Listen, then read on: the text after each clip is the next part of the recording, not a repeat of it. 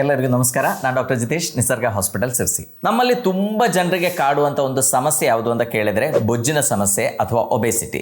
ಈಗ usually after age of 30-40 ಎಲ್ಲ ನೋಡಿದರೆ ತುಂಬ ಜನ ಈ ಬೊಜ್ಜಿನ ಸಮಸ್ಯೆಯಿಂದ ನರಳ್ತಾ ಇದ್ದಾರೆ. ಅಂದರೆ ಬೊಜ್ಜು ಜಾಸ್ತಿ ಆದ ಕೂಡಲೇ ಏನಾಗುತ್ತೆ, ಅವರ ಫಿಟ್ನೆಸ್ ಕಂಪ್ಲೀಟ್ಲಿ ಹೋಗುತ್ತೆ, ಅವರಿಗೆ metabolic disorders like diabetes problem, BP ಕಾಯಿಲೆ, ಈ ಥರ ಸಮಸ್ಯೆಗಳು ಬರುತ್ತೆ, ಮಂಡಿ ನೋವು ಸ್ಟಾರ್ಟ್ ಆಗುತ್ತೆ, ಸೊಂಟ ನೋವು ಸ್ಟಾರ್ಟ್ ಆಗುತ್ತೆ. ಭಾಳಷ್ಟು ಸಮಸ್ಯೆಗಳು ಬರಲಿಕ್ಕಿರುವಂಥ ಮುಖ್ಯ ಕಾರಣ ಬೊಜ್ಜು ಅಂತ ಹೇಳ್ಬೋದು. ಸೊ ಇದಕ್ಕೆ ನಾವು ಎಷ್ಟೋ ಸಲ ಟ್ರೈ ಮಾಡ್ತೀವಿ, ನಾವು ಆಹಾರ ಕ್ರಮವನ್ನು ಲೈಕ್ ರೆಗ್ಯುಲೇಟ್ ಮಾಡ್ತೀವಿ, ಕಡಿಮೆ ಆಹಾರ ತಿಂತೀವಿ, ಬಟ್ ಎಷ್ಟೇ ಕಷ್ಟಪಟ್ಟರೂ ಕೂಡ ವೆಯ್ಟ್ ಇಳಿಸ್ಲಿಕ್ಕೆ ಆಲ್ಮೋಸ್ಟ್ ತುಂಬ ಜನ they are big failures. So and ಅದೆಲ್ಲ ಆದಮೇಲೆ ಕೆಲವರು ಏನು ಮಾಡ್ತಾರೆ, ದೇ ಗೋ ಫಾರ್ ಬೇರೆ ಪ್ರೊಸೀಜರ್ಸಿಗೆ ಹೋಗ್ತಾರೆ. ಕೆಲವರು ಬ್ಯಾರಿಯಾಟ್ರಿಕ್ ಸರ್ಜರಿ ಮಾಡಿಸ್ಕೊಳ್ತಾರೆ, ಇನ್ನು ಕೆಲವರು ಲೈಪೋಸಕ್ಷನ್ ಮಾಡ್ಲಿಕ್ಕೆ ಹೋಗ್ತಾರೆ, ಇನ್ನು ಕೆಲವರು ಕೆಲವು ಮೆಡಿಕೇಶನ್ಸ್ ಲೈಕ್ ಒಸಂಬಿಕು ಈ ಥರ ಮೆಡಿಕೇಶನ್ಸ್ ತೊಗೊಂಡು ಅವರ ವೆಯ್ಟನ್ನು ಇಳಿಸ್ಲಿಕ್ಕೆ ಟ್ರೈ ಮಾಡ್ತಾರೆ. ಬಟ್ ಎಲ್ಲರಿಗೂ ಇದೆಲ್ಲ ಅಫೋರ್ಡಬಲ್ ಇರಬೇಕು ಅಂತ ಇಲ್ಲ.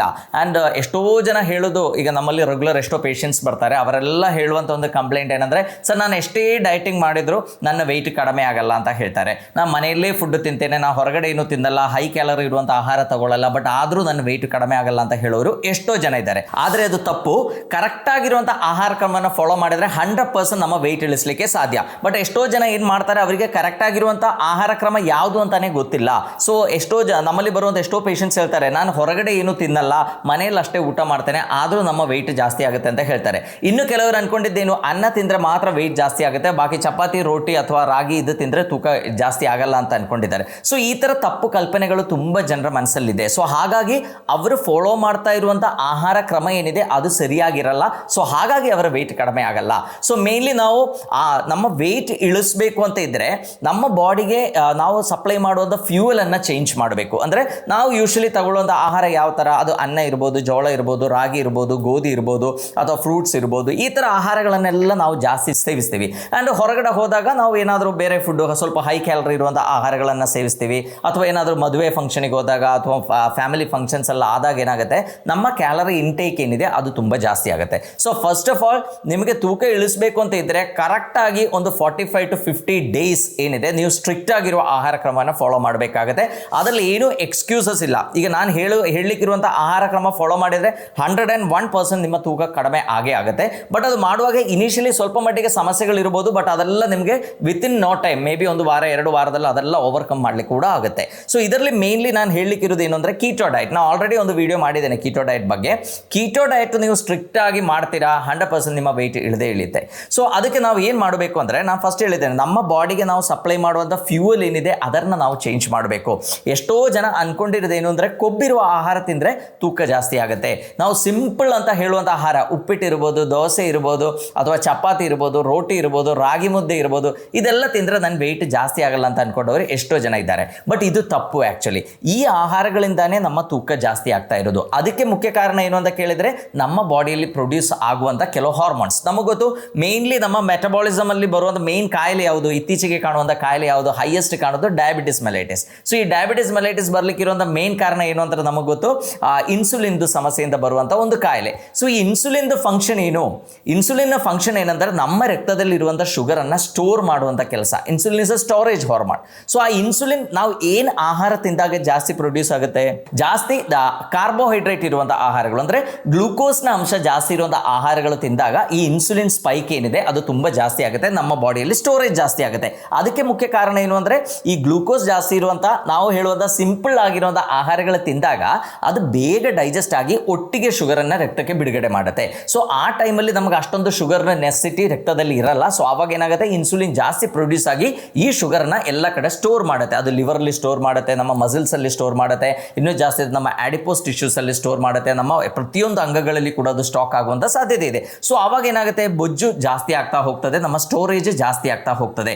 ಸೊ ಅದು ನೆಕ್ಸ್ಟ್ ಡೇ ನಾವು ಏನು ಆಹಾರ ತಗೊಳ್ಳಿಲ್ಲ ಅಂತ ಇದ್ದಾಗ ಏನಾಗುತ್ತೆ, ಇದೇ ಸ್ಟೋರೇಜ್ ಯೂಟಿಲೈಸ್ ಆಗಿ ಎನರ್ಜಿ ಪ್ರೊಡ್ಯೂಸ್ ಆಗುತ್ತೆ. ಬಟ್ ನಮಗೆ ಆ ಥರ ಸಮಸ್ಯೆ ಇಲ್ಲ. ಈಗ ಮೊದಲೆಲ್ಲ ಹೇಗಿತ್ತು, ತುಂಬ ಹೆವಿ ವರ್ಕ್ ಮಾಡೋರಿದ್ರು, ಅವರು ಚೆನ್ನಾಗಿ ಕಾರ್ಬೋಹೈಡ್ರೇಟ್ ಇರುವಂಥ ಆಹಾರ ತಿನ್ನಲೇಬೇಕಾಗಿತ್ತು, ಇಲ್ಲಾಂದ್ರೆ ಅವರಿಗೆ ಇನ್ಸ್ಟೆಂಟ್ ಆಗಿ ಎನರ್ಜಿ ಸಿಗೋದಿಲ್ಲಾಗಿತ್ತು. ಸೊ ಅವರು ಜಾಸ್ತಿ ತಿಂತಿದ್ರು, ಬಟ್ ಅವರಿಗೆ ಇಷ್ಟೆಲ್ಲ ಪೌಷ್ಟಿಕ ಅಂಶ ಇರುವಂಥ ಆಹಾರಗಳು ಅಥವಾ ಇಷ್ಟೆಲ್ಲ ಹೈ ಕ್ಯಾಲರಿ ಇರುವಂಥ ಆಹಾರಗಳು ರೆಗ್ಯುಲರ್ಲಿ ಸಿಗೋದಿಲ್ಲಾಗಿತ್ತು.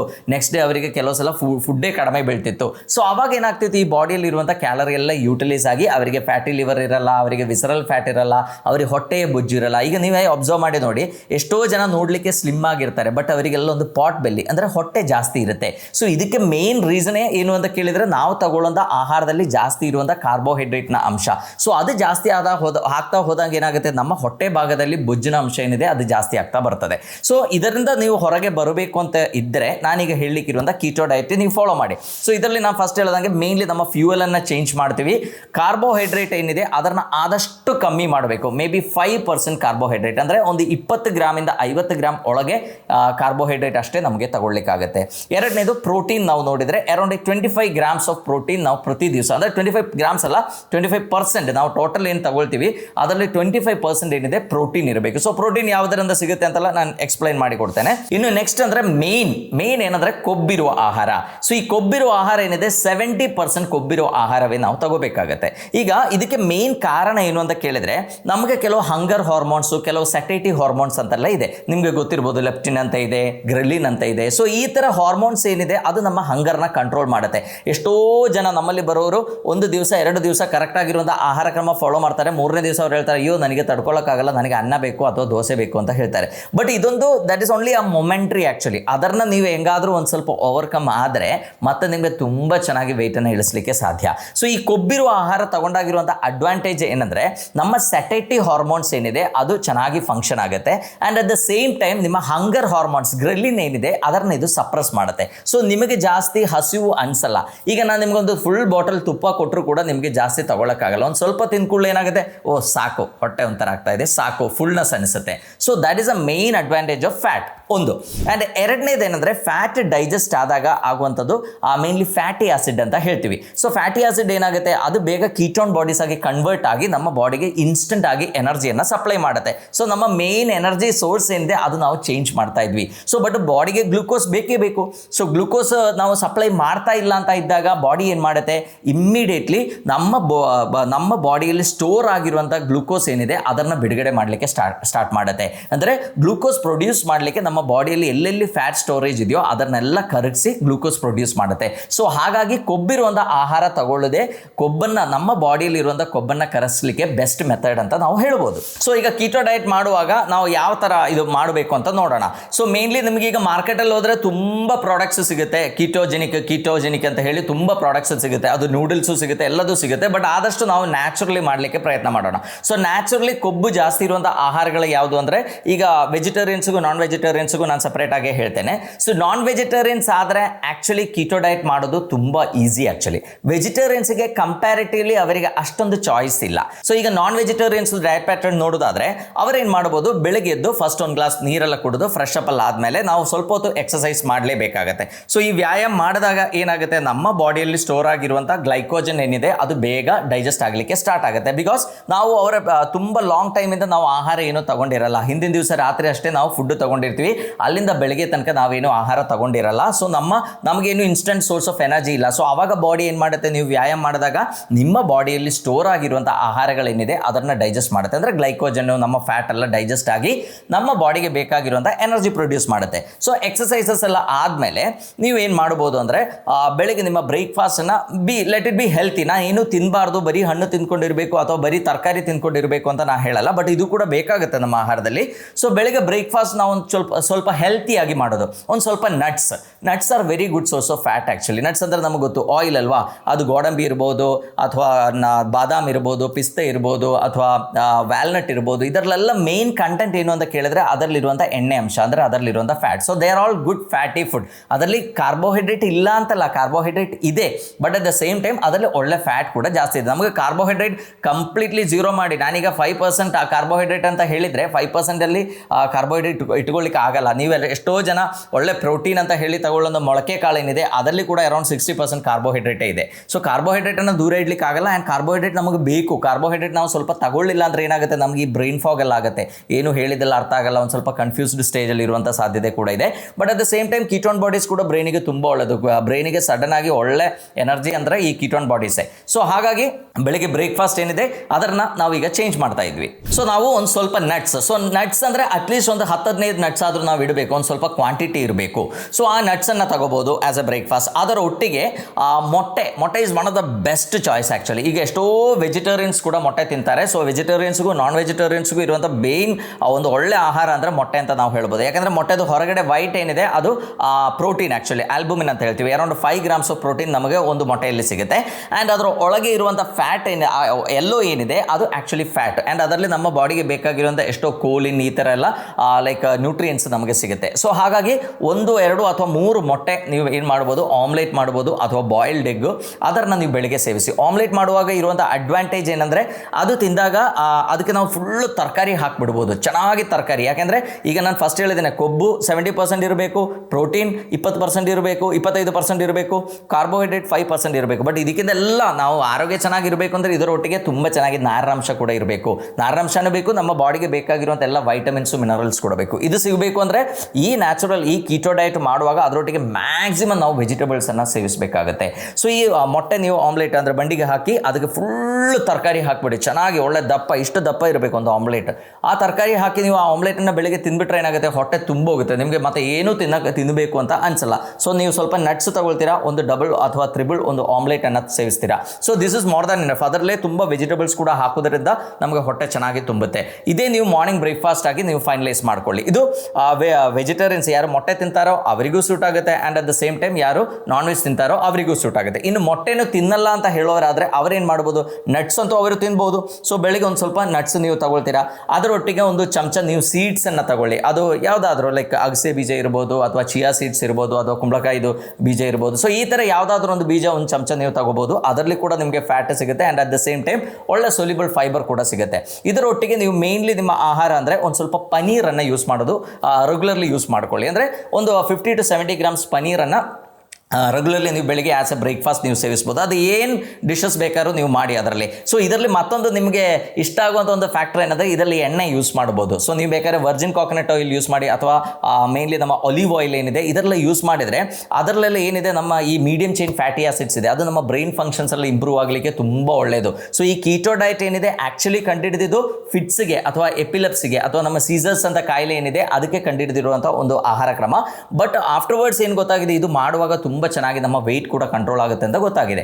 ಸೊ ನೀವು ಎಣ್ಣೆ ಯೂಸ್ ಮಾಡ್ಬೋದು. ಅದು ಒಲಿವ್ ಆಯಿಲ್ ಅಥವಾ ವರ್ಜಿನ್ ಕಾಕೋನಟ್ ಆಯಿಲು ಅದಾದರೆ ತುಂಬ ಒಳ್ಳೆಯದು. ಇನ್ನು ಬೇಕಾದರೆ ನಿಮಗೆ ಗ್ರೌಂಡ್ ನಟ್ ಆಯಿಲ್ ಇಷ್ಟ ಇರೋರಾದರೆ ಗ್ರೌಂಡ್ ನಟ್ ಆಯಿಲ್ನ ಯೂಸ್ ಮಾಡ್ಕೋಬೋದು.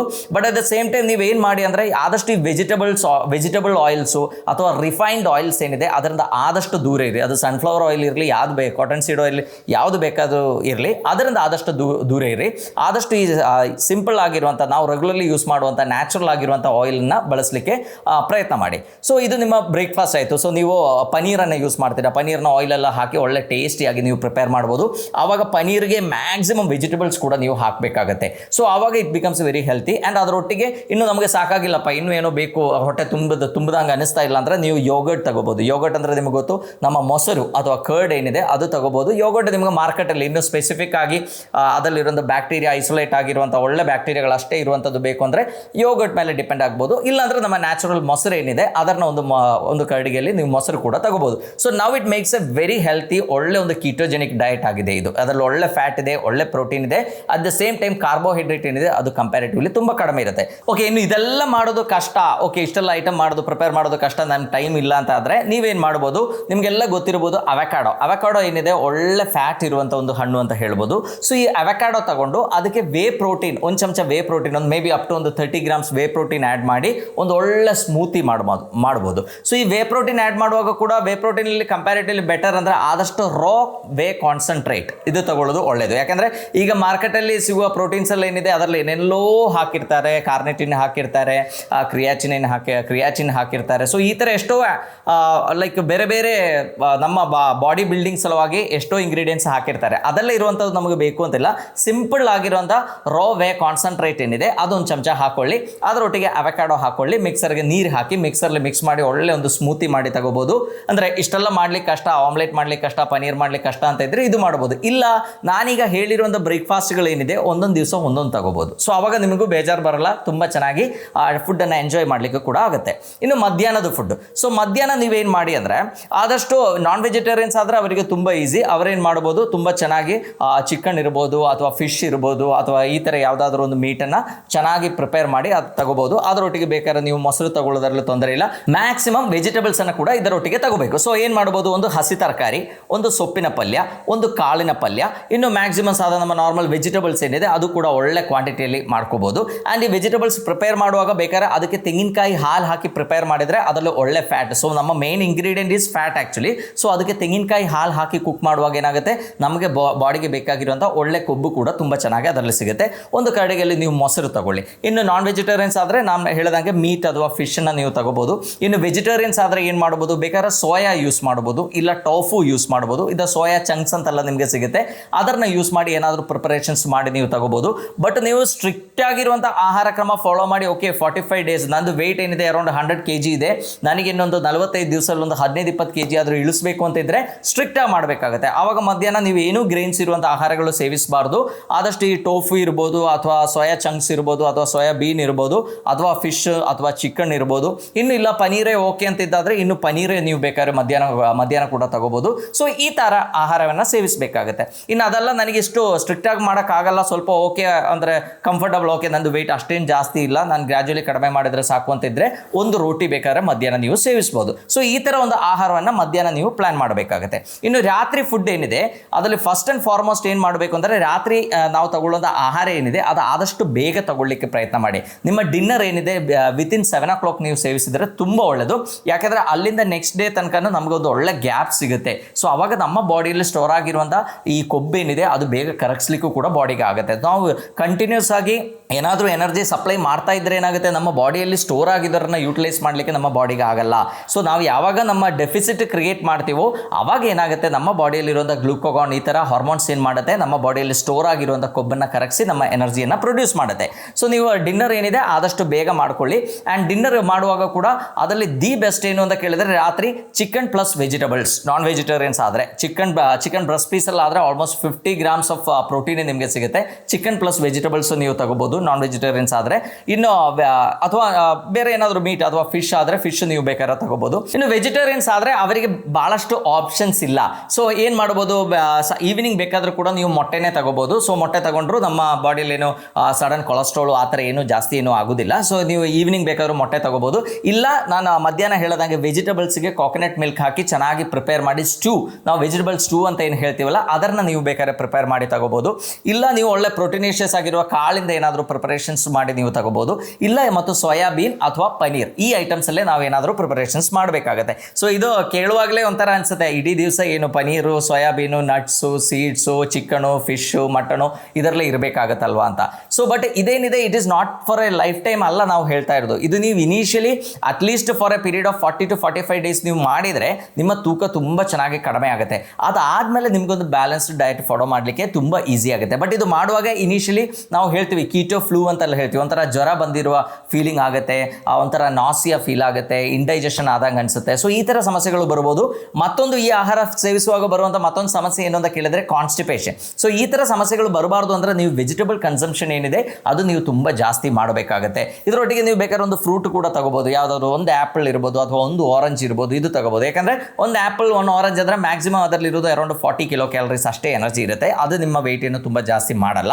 ಬಟ್ ಆದಷ್ಟು ಈ ಸ್ಟ್ರಿಕ್ಟ್ ಆಗಿ ನಾನೀಗ ಹೇಳಿರುವಂಥ ಡಯಟನ್ನು ನೀವು at least for a period of 45 days ಮಾಡಿದರೆ ನಿಮಗೆ ಎಷ್ಟು ವೆಯ್ಟ್ ಇಳಿಸಬೇಕೋ ಅಷ್ಟು ವೆಯ್ಟ್ ನಿಮಗೆ ಇಳಿಸ್ಲಿಕ್ಕಾಗುತ್ತೆ. 45 days ಮಾಡ್ತೀರಾ, ನೀವು ಒಂದು 10-15-20 kg ನೀವು ಕಡಿಮೆ ಮಾಡ್ತೀರಾ, then you take a break. ಒಂದು ಬ್ರೇಕ್ ತಗೊಂಡು ನೀವು ನಾರ್ಮಲ್ ಫುಡ್ ತಗೊಳ್ಳಿ. ನಾರ್ಮಲ್ ಅಂದರೆ ಸಿಕ್ಕಾಪಟ್ಟೆ ತಿನ್ನಿ ಅಂತಲ್ಲ, ಮಾಡ್ರೇಟ್ ಆಗಿ ಫುಡ್ ತಗೊಂಡು ಕ್ಯಾಲರಿ ರೆಸ್ಟ್ರಿಕ್ಟೆಡ್ ಒಂದು 1500 kcal ಆಗುವಷ್ಟೇ ನೀವು ಆಹಾರ ಸೇವಿಸಿ ಸ್ವಲ್ಪ ದಿವಸ. When you back to okay normal, ಇನ್ನು ನನಗೆ ಇನ್ನೊಂದು ರೌಂಡ್ ಮಾಡ್ಬೋದು ಅಂತಿದ್ದಾಗ ನೀವು ನೆಕ್ಸ್ಟ್ ರೌಂಡ್ ಮಾಡ್ಬೋದು. ಬಟ್ ಈ ಕಿಟೋ ಡಯಟ್ ಏನಿದೆ ಎಲ್ಲರೂ ಮಾಡಬಾರ್ದು. ಯಾರಿಗೆ ಡಯಾಬಿಟಿಕ್ ಕಾಂಪ್ಲಿಕೇಶನ್ಸ್ ಇದೆಯೋ, ಹೈ ಡಯಾಬಿಟಿಸ್ ಎಲ್ಲ ಇದ್ದವರು ಈ ಕಿಟೋ ಡಯಟ್ ಮಾಡಿದರೆ ಡಯಾಬಿಟಿಕ್ ಕಿಟೋ ಆಸಿಡೋಸಿಸ್ ಅಂತ ಒಂದು ಸಮಸ್ಯೆ ಡೆವಲಪ್ ಆಗುವಂಥ ಸಾಧ್ಯತೆ ಇದೆ, which is fatal. So high diabetes ಇದ್ದವರು ಇದು ಮಾಡಲೇಬಾರದು. ಇನ್ನು ಕೆಲವು ಹೆಲ್ತ್ ಕಂಡೀಷನ್ಸ್ ಇರೋರು, ಅದು ಕಿಡ್ನಿ ಪ್ರಾಬ್ಲಮ್ ಇರ್ಬೋದು ಅಥವಾ ಲಿವರ್ ಸಮಸ್ಯೆಗಳಿರ್ಬೋದು, ಈ ಥರ ಹೆಲ್ತ್ ಸಮಸ್ಯೆಗಳಿರೋರಾದರೆ ಅಥವಾ ಕ್ಯಾನ್ಸರ್ ಪೇಷಂಟ್ಸ್ ಇರ್ಬೋದು, ಅವರೆಲ್ಲ ಈ ಡಯಟು ಅವರ ಮೆಡಿಕಲ್ ಪ್ರಾಕ್ಟೀಷನರ್ಸ್ ಡಾಕ್ಟರ್ಸ್ ಹತ್ರ ಕೇಳಿ ಅವ್ರದ್ದು ಅಡ್ವೈಸ್ ತಗೊಂಡು ಅಷ್ಟೇ ಮಾಡಬೇಕು. ಅದರ್ವೈಸ್ ಈ ಡಯಟ್ ನೀವು ಮಾಡಿ ನೋಡಿ, ನಿಮ್ಮ ವೆಯ್ಟ್ ಎಷ್ಟು ನಿಮ್ಗೆ ಇಳಿಸ್ಬೇಕು ಅಷ್ಟು ಇಳಿಸ್ಲಿಕ್ಕೆ ಆಗುತ್ತೆ ಅಂತ ಹೇಳ್ತಾ ಎಲ್ಲರಿಗೂ ಧನ್ಯವಾದ.